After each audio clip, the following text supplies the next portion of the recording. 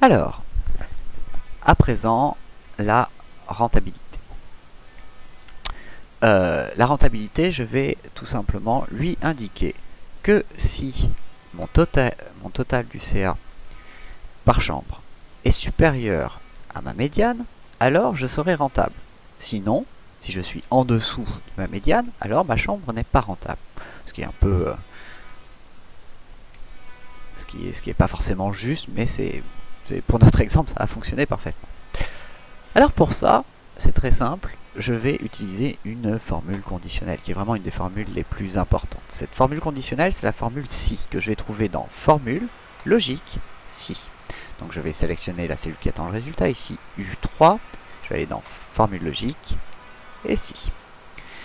Il va m'ouvrir donc cette fenêtre que je vais venir compléter. Je vais lui dire donc si. Le test logique, c'est qu'est-ce que je souhaite tester. Tester, c'est soit égal, soit supérieur, soit inférieur. C'est pas bien compliqué, ou supérieur et égal, inférieur et égal. Donc ici, ce que je vais tester, c'est mon chiffre d'affaires pour la chambre 1. Donc ici, la cellule O3. Je vais dire que si O3 est inférieur à ma médiane par chambre, donc ici S25, alors ça veut dire qu'elle n'est pas rentable. Donc je vais mettre le texte non, qui va se mettre, quand je vais valider, entre guillemets. Pourquoi? Parce que tout simplement, le texte, lorsqu'il est rentré dans Excel, est toujours mis entre guillemets. Si par contre c'est faux, si O3 est supérieur à S25, alors je vais lui dire oui. Donc vous comprenez, si le test est vrai, s'avère vrai, si en effet O3 est inférieur à S25, alors il affichera ça. Si O3, par contre, si le test est faux, il affichera ça. On clique sur OK et on va encore avoir un petit souci. Si je duplique vers le bas et que je ne fais pas très attention, que je ne tiens pas compte des valeurs que je vais trouver, je risque de me tromper. Regardez ici, 48 000, et pourtant je trouve quand même oui. Comment se fait-ce? Eh bien c'est très simple. En fait, encore une fois, il y a des questions de cellules absolues et relatives. Ici, quand je vais dupliquer cet élément, il va passer de O3 plus petit que S25 à O4 plus petit que S26. Or, S26, ce n'est plus ma médiane. C'est mon maximum. Donc, dans cette première formule, il faudra bien penser ce S25 à venir le bloquer, à le rendre absolu, avec la touche F4. Ce qui va me donner, si O3 est inférieur à $S, $25, alors non, sinon oui. J'appuie sur Entrée et je duplique vers le bas. Cette fois, tout fonctionne parfaitement. En effet, ici, qu'à 57 000, ce n'est pas rentable. 62 000, c'est rentable. Pourquoi? Parce que mon seuil, ma médiane, est de 60 000. Ici, c'est donc la partie rentabilité. Mais grâce à ça, je peux, sans aucun problème, grâce à cet élément-là, trouver la chambre la plus rentable, finalement. La chambre la plus rentable, c'est celle dont le CA correspond au maximum de ma chambre. Donc, même processus, je sélectionne ma cellule qui attend le résultat, je vais dans formule logique si, je sélectionne mon total, je dis si O3 est égal à mon total, mon maximum par chambre, alors j'afficherai je vais afficher un smiley qui sourit. Voilà. Et sinon, je n'affiche rien. Alors pour afficher rien, on ne peut pas laisser vide. Il va falloir mettre guillemets, guillemets. Guillemets, guillemets, c'est très simple. C'est tout simplement ce qui permet de mettre dans une formule du vide. Pourquoi?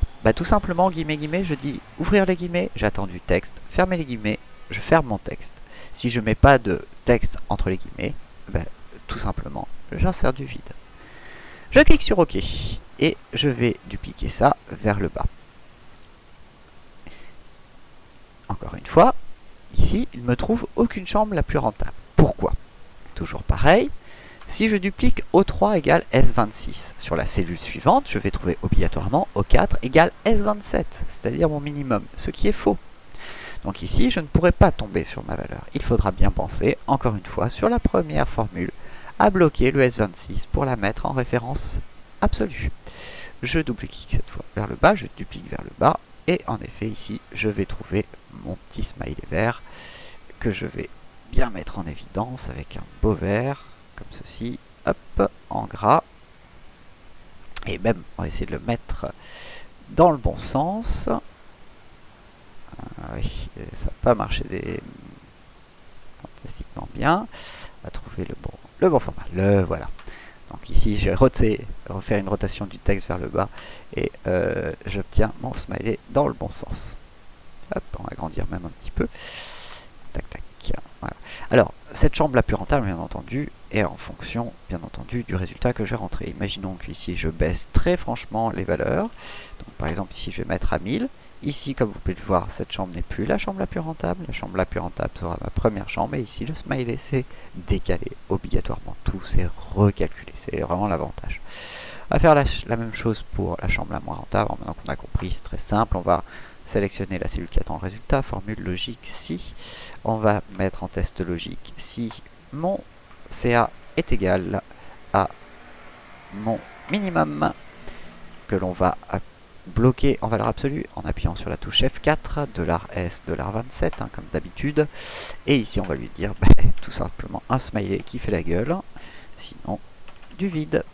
On clique sur OK, on duplique vers le bas, on va lui mettre une couleur bien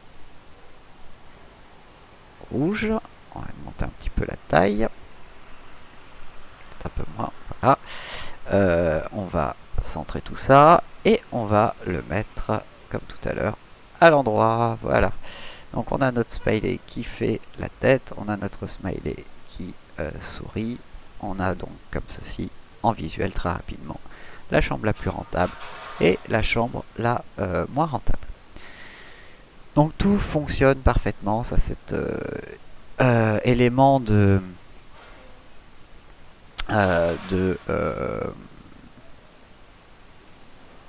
je réduis un tout petit peu la taille de mes cellules pour tout à l'heure. Donc cet élément de condition conditionnelle, hein, il est extrêmement important, extrêmement pertinent, très facile à utiliser. Donc il ne faut vraiment pas hésiter à utiliser ces choses-là, cette condition, puisque ça va nous permettre de pouvoir tirer très rapidement en un coup d'œil l'élément, donc la chambre la plus rentable ici, l'élément le moins rentable ici, très rapidement, ce qui est très pratique. On aurait pu même mettre en surbrillance l'intégralité de la ligne, si on le souhaite, il n'y a pas de souci. Il y a tout un paquet de choses que l'on peut faire comme ceci, embrassant un petit peu toutes les compétences que l'on a pu déjà entreapercevoir avec cette formation.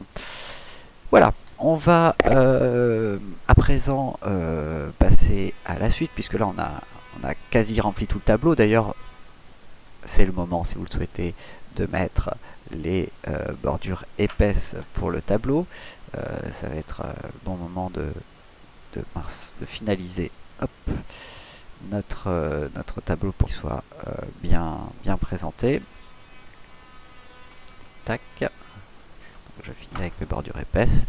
Voilà, si je dézoome, on peut voir qu'on a un tableau maintenant qui est extrêmement lisible, extrêmement visuel. C'est vraiment la partie vraiment extrêmement importante pour ici être le plus pertinent possible sur la création donc, de notre tableau sur Excel, pardon. On va passer donc à la suite des événements. La suite des événements, c'est très simple, ça va être tout simplement la création graphique sous Excel.